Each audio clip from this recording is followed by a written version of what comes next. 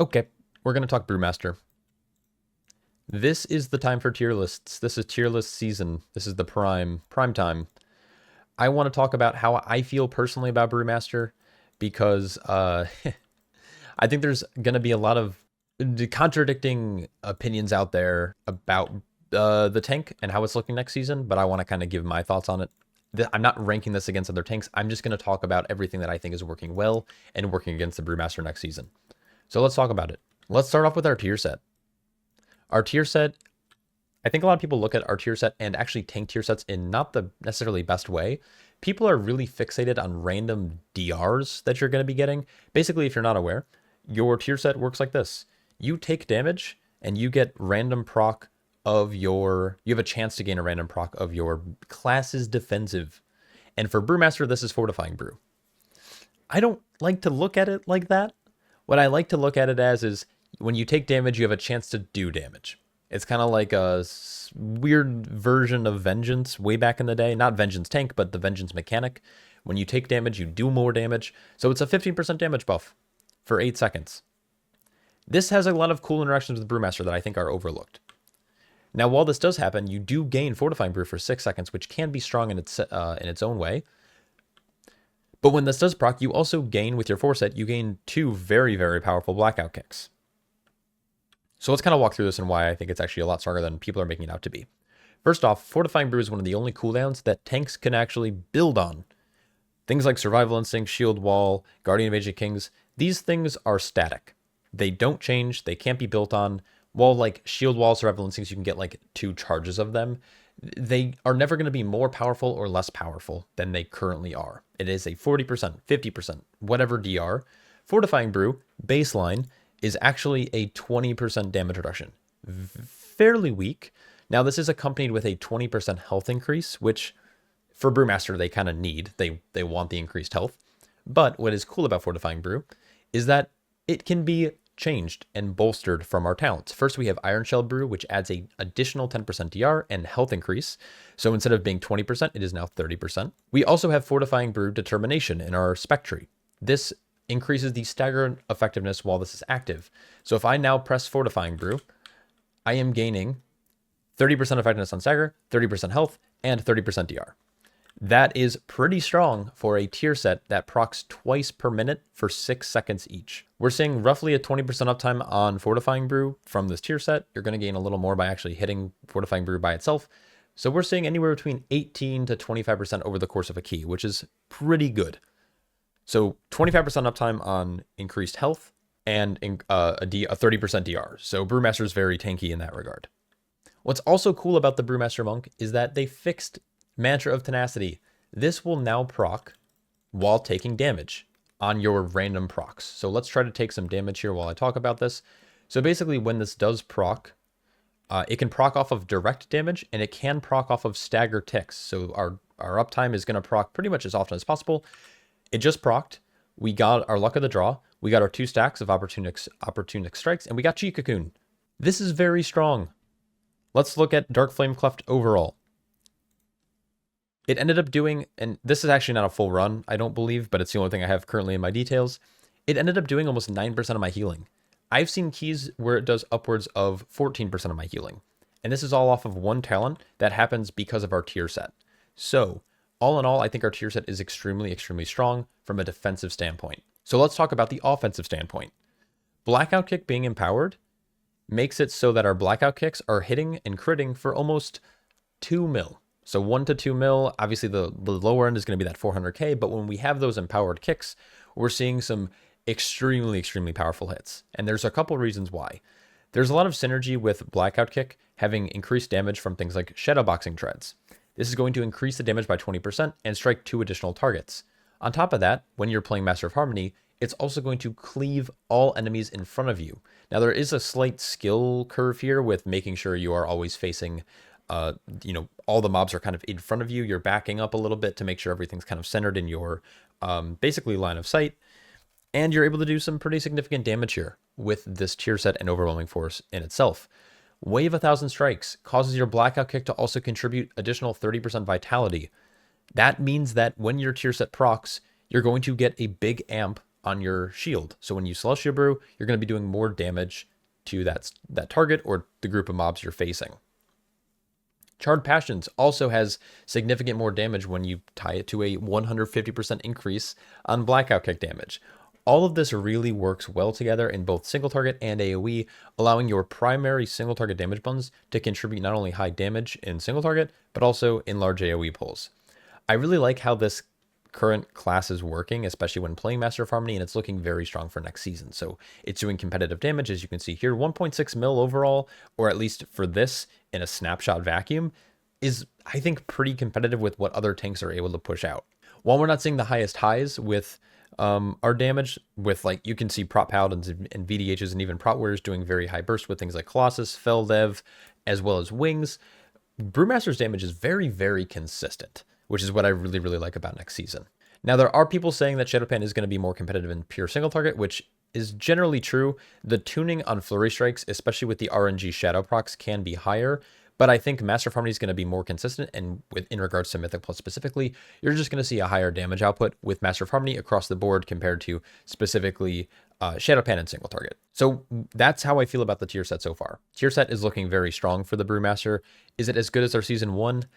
Definitely not even close, but it is a fairly fun tier set that you can play around and you can bolster through your talents, and it's just, I don't know, it's just fun to play. It's just, I've been having a blast on PTR, both in single target and in, I guess, dungeon settings or AoE pulls. Now, I do want to talk about a few bugs that have been fixed.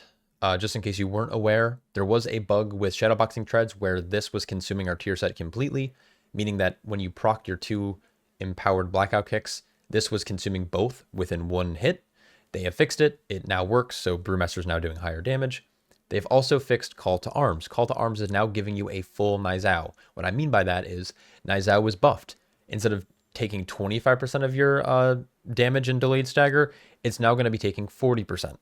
Now, the problem with this is that in high Mythic Plus content, Nizao was dying. If your healer wasn't healing him, Nizao was dying. So these talent choices will probably never be played until they get buffed again, but Call to Arms makes him only last for 12 seconds. It procs off of your Weapons of Order, and it now does what it is supposed to do, which is a 40% DR, and it does a little bit more damage. Now, overall in keys, it's not anything significant, but it is about 1% of my overall damage, which actually isn't super, super bad. This is roughly competitive with what Chi Surge was doing, but Chi Surge obviously offers you a little bit of cooldown reduction, which is kind of nice. Now, you could still play Chi Surge if you're not playing something like Oxdance, but Oxdance can have its use in some higher level keys. So Call to Arms can be more competitive.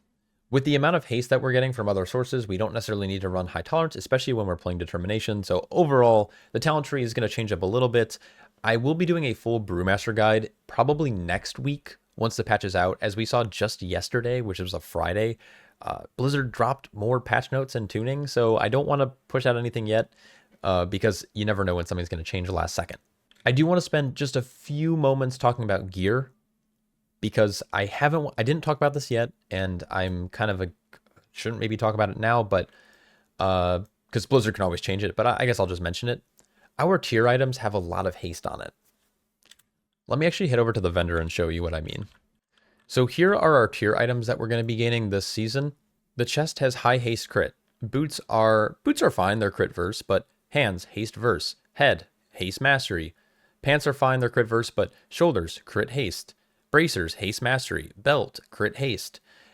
If you're a Brewmaster player and you know anything about anything, haste is one of our worst stats, and there's a lot of reasons for this, but the biggest thing is that haste doesn't scale with us very well. We have a very early breakpoint on haste around like the 5% mark, but then we don't see another haste breakpoint until like 40+%, which means you basically need to full haste stack, and even then you're not going to hit it. Haste is a weird stat for a lot of classes, or a good stat for a lot of classes, because it makes your abilities faster cast time, lower cooldown on abilities. It's similar for Brewmaster, but the only abilities that are scaled with haste are anything with green text in it. You can see here, Purifying Brew does scale with haste, Keg Smash cooldown scales with haste, and Rising Sun Kick scales with haste. Being an energy class, though, our globals do not. Our globals are fairly static. They are a 1-second global, which means that haste is not actually making us play any faster. It's just lowering the cooldown on some of our abilities. So in order to actually have haste be valuable, we probably need a rework that has something in our kit scale from haste. I don't know what it would be. I don't want to ever actually think about haste being a good stat for us. But basically, we have a lot of tier items that are getting haste on it, and we don't want it. Now, I have put this together. This is already available in my Discord, so if you're interested, I do have a best in slot sheet for Brewmaster and what items you're probably going to want to aim for. Again, this is relatively subjective. Every gamer's experience is going to be a little different. Are you a raider? Do you spam Mythic Plus? Are you only able to play for 2 hours a week or 10 hours a week? Or can you afford crafting? Can you afford BOEs? There's a lot of variables. But this is generally what I think most players are going to want to aim for, from where the item is coming from, the stats that are on it, what enchants are available, can it be socketed, etc., etc. Again, there are some nuanced things like do you raid or not, but it's all here. But you can see that a lot of our tier items do have haste on it, which is not super great. If we look here, 3 of the ones that we're going to have to use come with haste. We're going to take the least worst offenders of this. Now, luckily, there are some pretty good crit verse items from Mythic Plus and or from Catalyst. So, for example, like our boots, you can get any pair of boots ever, and as long as you have a Catalyst charge probably later in the season, you're going to be able to make some pretty strong boots.